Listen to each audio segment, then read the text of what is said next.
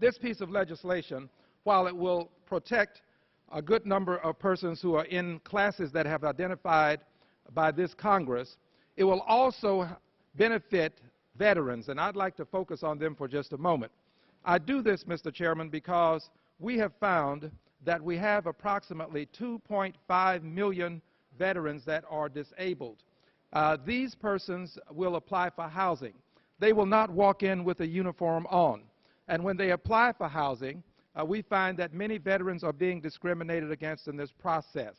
This bill will give us the opportunity to do the enforcement necessary to curtail this discrimination, and it will also act as a deterrent to discrimination of this type as well as other forms of discrimination in housing.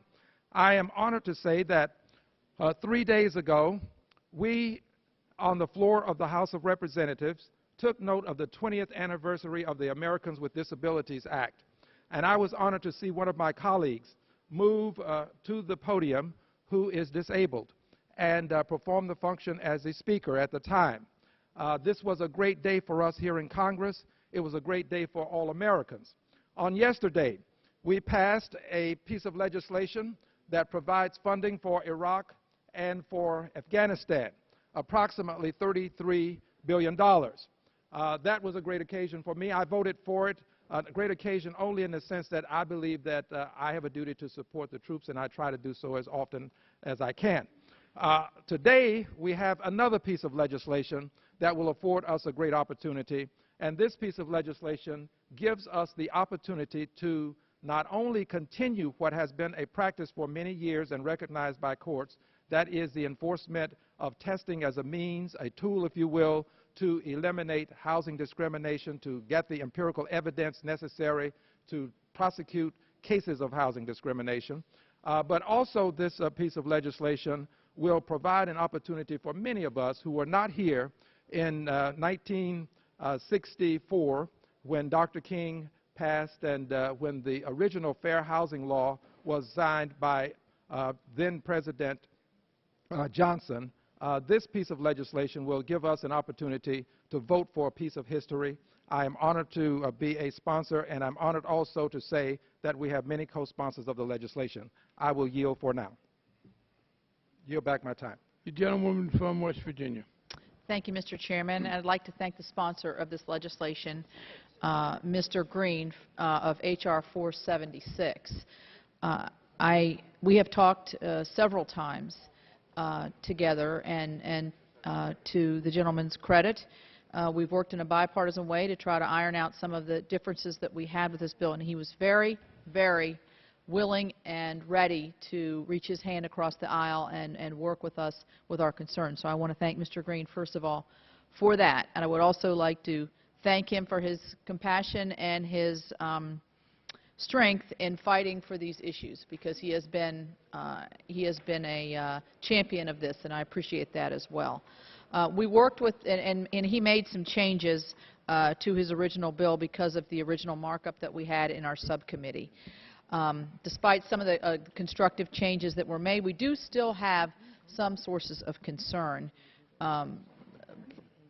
First of all, there is new spending in the bill with no offset or indication of the source of funding, a new $75 million nationwide testing program, and a new $5 million grant program. The bill also authorizes elevated spending for the existing Fair Housing Initiatives program that is already administered by HUD. At the subcommittee level, we raised concerns also about some possible duplicity in this bill between existing initiatives at HUD and those that are already existing at the Department of Justice. And because this legislation creates a new legislative program within HUD, and despite the fact that the DOJ administers a fair housing testing program within its own housing and civil enforcement section, we may look at this that it may be better to enhance the program at DOJ to identify unlawful housing discrimination based on all of the things that Mr. Gree has enumerated, such as race, national origin, disability, or familial status. So these are some of the concerns that we had. We do think that having GAO look into this on what kind of work that HUD and DOJ could do in this area of housing discrimination testing might be another approach that we could take. But I just had in my office, my congressional office here, advocates for folks with disabilities who are daily fighting the fight, trying to find accessibility to safe, affordable housing that can provide them the stability that they need to provide for their families and carry on their lives.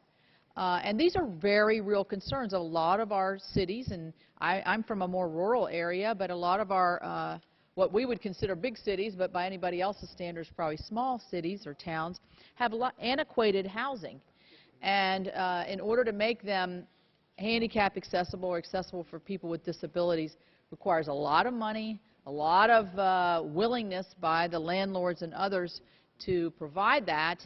And it becomes a question in some sense, I think, of the people with the disabilities and the independent living councils become incredible advocates for themselves and also for the folks that they're trying to help.